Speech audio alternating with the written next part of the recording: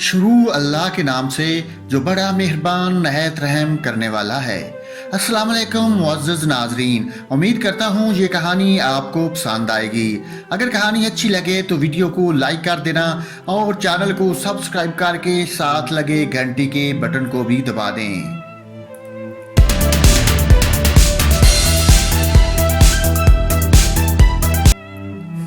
बहुत दिनों की बात है, किसी जगह एक गरीब आदमी एक टूटे फूटे पुराने मकान में रहता था। वो मकान इतना मुसीदा हो चुका था कि एक दिन अचानक जमीन पर आ रहा।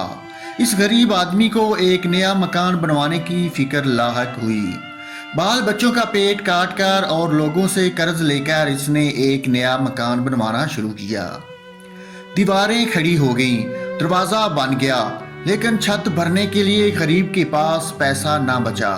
चनांचे इसने छत की जगह टाट बिछाकर इसके ऊपर मिट्टी डाल दी और अपने बीवी बच्चों समेत नए मकान में जाकर रहने लगा। इसने सोचा कि बरसात शुरू होने तक छत ठीक करवा लूंगा।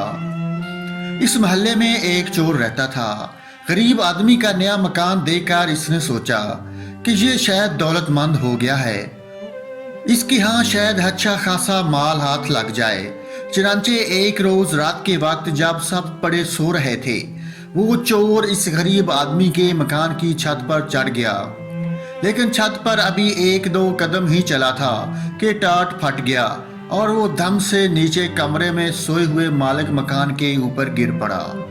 मालिक मकान हड़बड़ाकर उठ बैठा और चोर को पकड़ने की कोशिश करने लगा, लेकिन कमरे में बहुत गहरा अंधेरा छाया हुआ था, जिससे फायदा उठाकर चोर भाग निकला। चोर भाग तो गया, लेकिन फिर इसको मालिक मकान पर बड़ा गुस्सा आया। किसने ऐसी नकली छत क्यों बनाई?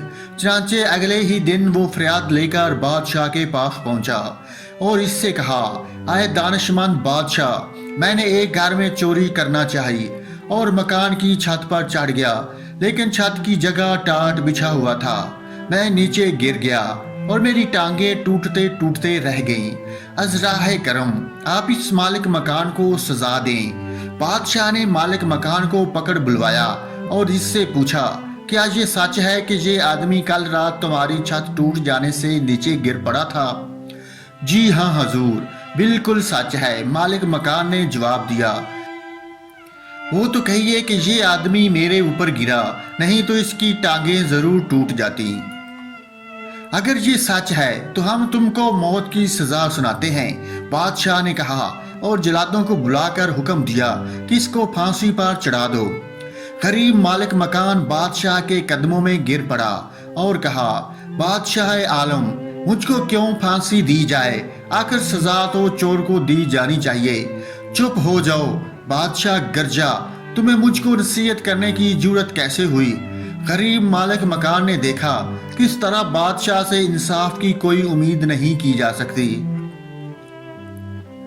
उसने बादशाह से कहा, बादशाह आलम, मेरा कोई कसूर नहीं है, टाट तो राज मजदूर ने बिछाया है, कसूर इसी का है, इसने खराब टाट बिछा दिए हैं। तब बादशाह ने हुक्म दिया कि इसको रहा कर दिया जाए और राज मजदूर को फांसी पर चढ़ा दिया जाए। बादशाह के सिपाही फौरन जाकर राज मजदूर को पकड़ लाए। जब इसको फांसी के फंदे के नीचे खड़ा कर दिया गया तो इसने कहा कि मुझे बादशाह से कुछ अर्ज करना है। बादशाह ने इजाजत दी तो इसने कहा, बादशाह आलम, मेरा कोई कसूर नहीं, सारा कसूर इस आदमी का है जिसने वो टाट बनाए हैं। अगर इसने टाट पक्के और मजबूत बनाए होते तो इन पर कोई भी चलता वो ना फटते। बादशाह के हुक्म पर राज मजदूर को भी छोड़ दिया गया और टाट बनाने वाले को पकड़ कर लाया गया। इसे बादशाह के सामने पेश किया गया तो बादशाह ने इससे पूछा, क्या टाट तुमने बनाए थे? जी हाँ हजूर, मैंने ही बनाए थे, इस आदमी ने जवाब दिया। तब तो सारा कसूर तुम्हारा है, बादशाह ने गरज कर कहा और उसने इसे फांसी पर चढ़ाने का हुक्म दिया। बादशाह सलामत, मैं आपसे कुछ जरूरी बात अर्ज करना चाहता हूँ। टाट बनाने वाले ने कहा, बात यह है कि मेरे बनाए हुए टाट हमेशा बड़े पक्के होते हैं, लेकिन जिस वक्त मैं ये टाट बना रहा था उसी वक्त मेरे एक पड़ोसी ने, जिसको कबूतर उड़ाने का शौक है, आपने कबूतर उड़ा दिए। وہ آسمان میں اڑتے پھرتے رہے، کلا بازیاں کھا رہے تھے۔ میں ان کا تماشا دیکھنے لگا۔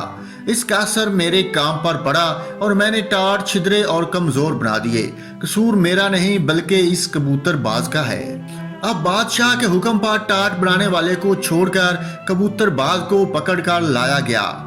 پھانسی کی سزا سن کر کبوتر باز نے بادشاہ سے کہا، جہاں پناہ، یہ ٹھیک ہے کہ مجھے کبوتر اڑا کر ان کا تماشا دیکھنے کا شوق ہے، لیکن اس میں کیا برائی ہے؟ اگر آپ مجھے پھانسی پر چڑھوا دیں گے تو اس سے کسی کا بھلا نہیں ہوگا۔ کسی بے گناہ کی جان لینے سے کہیں بہتر ہے کہ آپ چور ہی کو قتل کرا دیں، تب لوگ چین اور آرام سے زندگی بسر کرنے لگیں گے۔ ہاں ٹھیک ہے، بادشاہ نے کہا، سارا قصور چور ہی کا ہے۔ اور اس نے حکم دیا کہ چور کو پکڑ کر لایا جائے اور اس کو پھانسی پر چڑھایا جائے۔ جلاد فوراً چور کو پکڑ کر لائے اور اس کو پھانسی کے پھندے کے نیچے کھڑا کر دیا، لیکن معلوم ہوا کہ اس کا قد ضرورت سے زیادہ اونچا ہے۔ اس کے پاؤں کسی طرح زمین سے اوپر نہیں اٹھ رہے ہیں۔ بادشاہ کو اس کی اطلاع دی گئی تو اس نے جھنجھلا کر کہا، احمق کہیں کے، یہ چھوٹی سی بات بھی مجھ سے پوچھتے ہو؟ چور کا قد ذرا لمبا ہے تو تم کسی ایسے آدمی کو کیوں نہیں پکڑ لاتے جس کا قد ذرا سا نیچے ہو؟ اتنی موٹی سی بات بھی تمہاری سمجھ میں نہیں آتی۔ جلاد دوڑتے ہوئے نزدیک کے چوراہے پر گئے۔ ایک چھوٹے قد کا آدمی آٹے کا ایک بورا پیٹھ پر اٹھائے جاتا ہوا نظر آیا۔ جلادوں نے فوراً اس کو پکڑ لیا اور لا کر پھانسی کے پھندے کے نیچے کھڑا کر دیا۔ وہ چھوٹے قد کا آدمی چیخ رہا تھا اور جلادوں سے پوچھ رہا تھا کہ میرا قصور کیا ہے؟ مجھے کیوں پھانسی پر چڑھاتے ہو؟ اتنے میں خود بادشاہ بھی تماشا دیکھنے ادھر آ گیا۔ وہ آدمی بادشاہ سے گڑ گڑا کر کہنے لگا، میرے مالک، میں ایک غریب آدمی ہوں، پہاڑ سے لکڑیاں لا کر بیچتا ہوں اور لوگوں کا سامان ڈھوتا ہوں، اس طرح اپنے بال بچوں کا پیٹ پالتا ہوں۔ آخر میں نے کون سا گناہ کیا ہے؟ کس بات کے لیے آپ مجھ کو پھانسی دینا چاہتے ہیں؟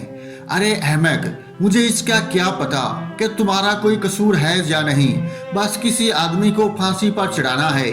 میں نے ایک چور کو پھانسی پر چڑھوانا چاہتا تھا، لیکن معلوم ہوا کہ اس کا قد ذرا اونچا ہے اور اس کے پاؤں زمین سے اوپر نہیں اٹھ پاتے، لیکن تمہارا قد بالکل مناسب ہے۔